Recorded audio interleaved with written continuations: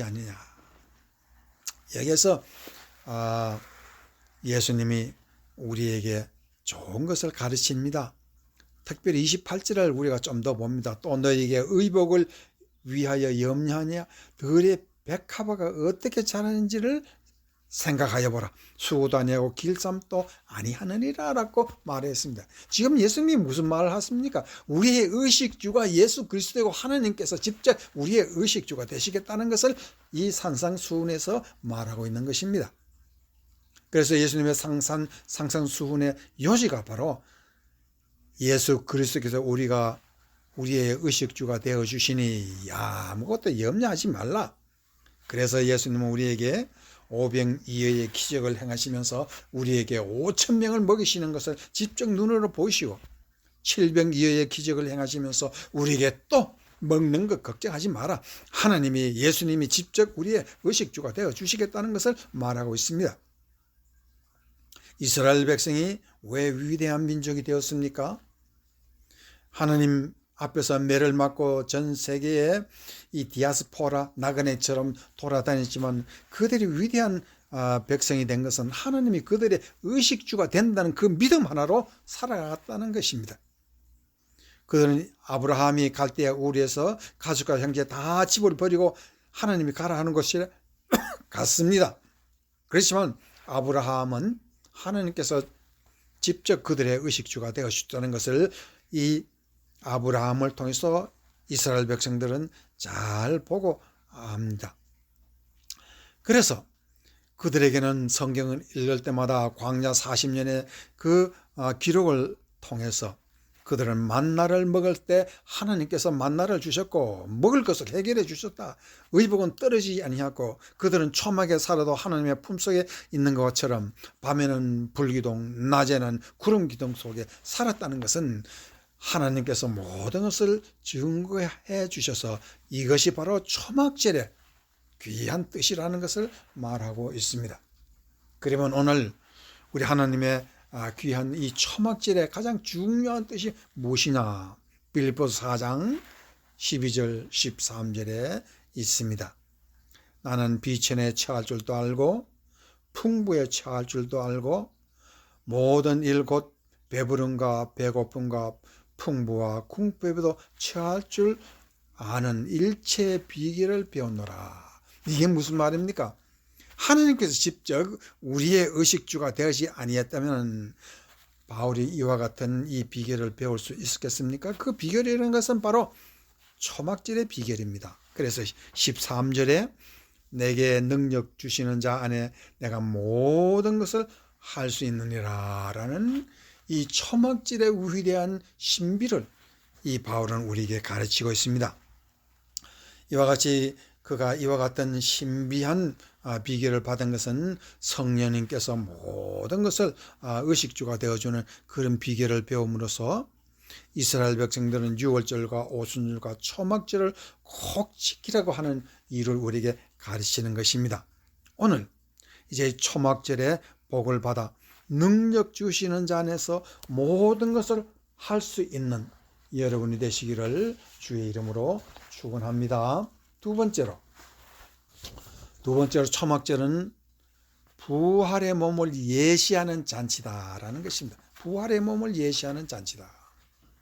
이제 앞에서 대략적으로 집이 곧 몸이요, 몸이 곧 성전이요, 성전 기둥이 성전이라는 귀한 계시록 말씀을 들어서 사람이 성전이라는 것을 말하고 있습니다. 우리의 의식주 개념이 이와 같은 하나님의 말씀을 통해서 변하고 있습니다. 우리의 음식은 말씀이 되고 몸은 성령의 전이 되고 몸은 성령의 영광을 입는 것을 통해서 초막절이 상상을 초월하는 변화의 날을 우리에게 앞으로 주신다는 것을 말하고 있습니다. 그래서 고린도후서 5장 1절에서 다음과 같은 말씀이 있습니다. 죽은 자의 부활도 그와 같으니 썩을 것으로 고린도후서 5장 1절입니다. 만일 땅에 있는 우리의 장막집이 무너지면 하나님께서 지으신 집 곧 손으로 지은 것이 아니요 하늘에 있는 영원한 집이 우리에게 있는 줄 않으니라 라고 말씀을 하고 있습니다. 여기서 우리의 장막집이라는 것은 바로 스케이노스라 해서 초막이라는 뜻입니다. 텐트라는 뜻입니다. 장막, 텐트. 이 텐트는 무너진다. 초막은 무너진다. 그러나 영원한 집, 손으로 짓지 않는 집이라는 것을 오이키아라는 말을 말하고 있는데, 이것은 바로 완전한 집, 그것을 말하고 있습니다. 이 완전한 집이라는 것은 부활의 몸을 말하고 있습니다. 그래서 우리에게는 하나님께서 예비해 주시는 이 부활의 몸을 우리가 받게 되었기 때문에 이와 같은 부활의 신앙을 가진 자는 어떻게 살아야 되겠습니까? 죽어도 다시 사는 이 7.8기의 정신이 우리에게 있어야 된다는 것을 말하고 있습니다. 한 번 실수로 무너지는 허약한 사람이 되지 아니하고 승리는 나의 것이라 라는 것은 이와 같이 7.8기의 정신이 바로 부활절에 나타나고 있습니다. 그래서 바울사도는 부활장 고린도전서 15장 42에서 44절에서 다음과 같은 말씀을 하고 있습니다. 죽은 자의 부활도 같으니 썩을 것으로 심고 썩지 아니할 것으로 다시 살며, 이 말은 뭐냐면 사람은 다 썩을 몸으로 있지만은 썩지 아니할 것을 생각하고 썩지 아니할 사람으로 그런 삶을 살아라는 것입니다.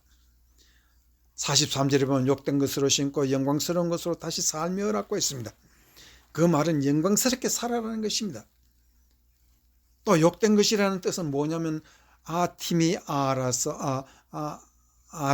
티미아라는 뜻인데, 티미아라는 뜻은 아라는 말은 없다는 뜻이고 티미아라는 것은 가치라는 것입니다. 욕된 것은 가치 없는 것입니다. 인간이 살면서 영광스러운 것은 찾아도 가치 없는 것을 찾아서 살지는 말라는 것입니다. 영광스러운 것이 바로 무엇입니까? 부활의 몸, 하나님께서 부활을 주시는 그 놀라운 믿음입니다. 또한 약한 것으로 심고 강한 것으로 다시 살며, 이 강한 것이라는 것은 능력이라는 말인데, 우리가 살아가면서 나이가 들면은 점점 약해집니다. 마음도 약해지고 몸도 약해집니다. 그러나 하나님의 말씀은 약한 삶이 되지 아니하고 강한 삶이 되라고 말하고 있습니다. 우리가 100m를 뛰면 나이가 들수록 마음은 저 앞에 골대에 있는데 몸은 그게 따라가지 못하고 시작점에서 걸어가고 있는 것을 알 것입니다. 그러나 우리가 부활의 몸을 받으면 마음과 몸이 하나가 되는 그러한 놀라운 능력을 받는다라고 말을 하고 있습니다.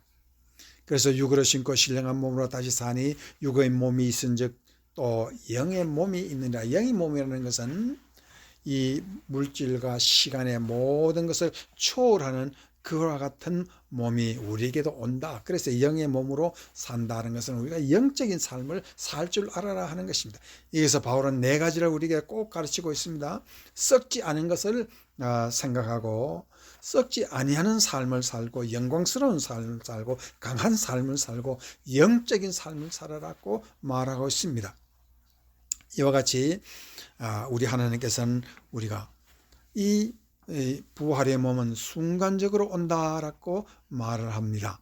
이 순간이라는 것은 참으로 놀랍게 아토모라는 뜻인데, 이 순간적으로 온다. 고린도전서 15장 51, 53, 고린도전서 15장 51, 53절에 보라.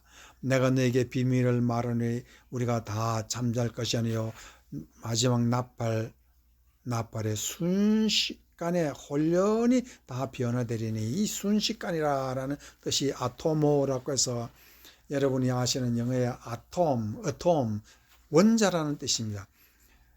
물질을 더 이상 쪼갤 수 없을 때 그것을 어톰, 원자라고 말합니다.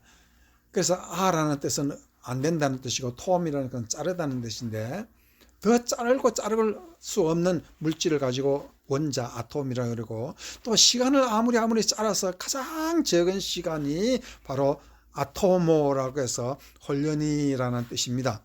그같이 우리가 순간적으로 이렇게 하나님의 영광의 몸이 될 것입니다.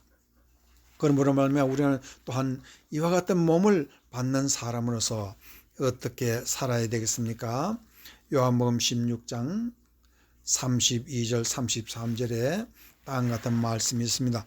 예수님이 고난주의를 통해서 제자들에게 드리는 말씀입니다. 요한복음 16장 32절 이후를 보면 보라. 너희가 다 각각 제 곳으로 흩어지고 나를 혼자 둘 때가 오느니 벌써 왔도다. 그러나 내가 혼자 있는 것이 아니라 아버지께서 나와 함께 계시니라. 33절 이것을 너희에게 이르는 것은 너희로 내 안에서 평안을 누리게 함이라. 세상에서 너희가 환난을 당하나 담대하라. 내가 세상을 이겼노라 하고 말하고 있습니다. 예수님은 자기가 제자들을 떠나서 죽을 날이 이제 바로 앞에 당했는데 이 고난주일에 우리에게 가르치는 것은 뭐냐면 마음 흔들리지 말아라. 우리가 앞으로 받을 위대한 부활의 몸을 우리에게 다 하나님 예수님이 부활하시면서 우리에게 주실 것인데 그러한 것을 생각하면은 초막절의 귀한 이 잔치의 의미를 깨닫는다면 우리가 흔들릴 것이 아무것도 없다. 내가 죽어도 살겠고 살아서 믿는 자는 영원히 죽지 않는다는 그 말씀대로만 우리가 흔들리지 않고 살아라라고 이렇게 예수님이 우리에게 말씀하고 계십니다.